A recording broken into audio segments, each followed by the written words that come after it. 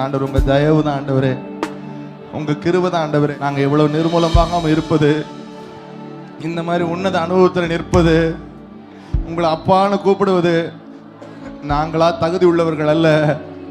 உங்க கிருபை எங்களை தகுதிப்படுத்தி வச்சிருக்கு. நீங்க எங்க மேல கிருபையா இருக்கிறதுனால, நீங்க எங்க மேல தயவா இருக்கிறதுனால உங்க கிருபை எங்களை நிர்மூலமாகாம காப்பாத்துது.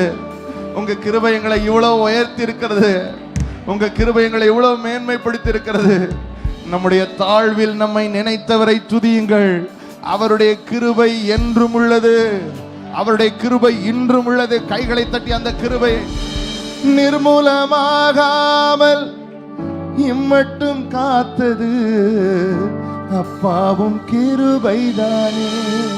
எத்தனை பேர் சொல்ல முடியும்? நிர்மூலமாகாமல் இம்மட்டும் காத்தது அப்பாவும் கிருபைதானே. சூழ்நிலை எல்லாம் மாறின போதும் மாறாத கிருபைதானே. சொல்லுங்க சொல்லுங்க. சூழ்நிலை எல்லாம்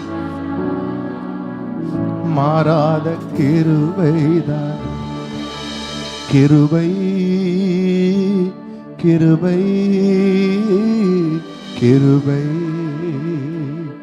கிருபை கிருபை கிருபை கிருபை கிருபை